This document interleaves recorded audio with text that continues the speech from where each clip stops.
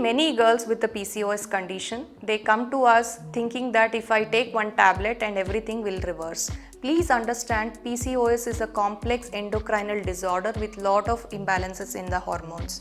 So a PCOS girl should understand what she should eat, what she should not eat, and this needs to be followed for a very long term. Not just that when you are taking treatment, but you need to understand if you are a PCOS person, then you can gain weight. So you should maintain a diet where you should not put on weight, a very less fat diet, high protein diet, less carbohydrate diet. What Ayurveda says about the diet in PCOS? We also call it as Santarpana Janya Vyadhis. That means you are feeding yourself excess. The junk food, the burgers, the fries. Please stop all ice cream, pastries, burgers from your diet. It is very important that what you should eat in PCOS and what Ayurveda says. Number 1, if you are taking carbohydrates, that is any type of rice, chapati, ragi, bajra, try to take more with the fiber, that is less polished rice and full whole wheat breads rather than white bread or white rice. Number 2, if you are taking a protein, if you are a non-vegetarian, stick to lean meat, that is chicken and fish, that too organic is better. Also egg whites rather than red meat.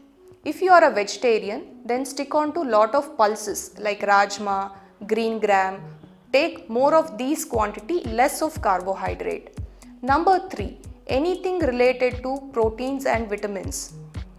It is always to increase in your diet. I know it doesn't sound good, but lot of green leafy vegetables add lot of value to your health. Number 4, coming to fats. Taking 1 spoon of ghee will not cause you harm, but taking a fried item will definitely increase your condition of PCOS.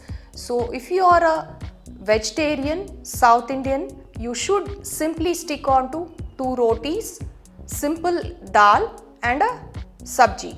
If you are a non-vegetarian, definitely you can stick on to lean meats like fish, chicken along with brown rice or something similar. You can definitely add a spoon of ghee to your food, but not the fried items. Coming to sweets. Sweets is definitely an enemy in PCOS. Why? Because most of the PCOS, more than 60 to 80% have insulin resistance, which is very similar to diabetes. You need to understand your diet is very similar to a diabetic person. I would suggest that you totally stop sugars so that you don't have to take metformin or a similar supplements to reduce the sugar levels. Insulin resistance is one of the enemy. It also makes you put on weight in PCOS condition.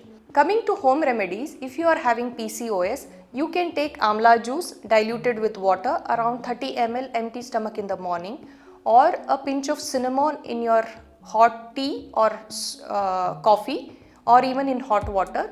Also, amla juice can be taken in empty stomach in the morning. Please understand, over a long run, these herbs will help you in reversing the PCOS. As I said, you are sticking to basic home cooked food, what your mother prepares. Please stick to basic home cooked food. No fried item, no sweets, no pastries, no ice creams. More of healthier diet and some supplements helps you in long run.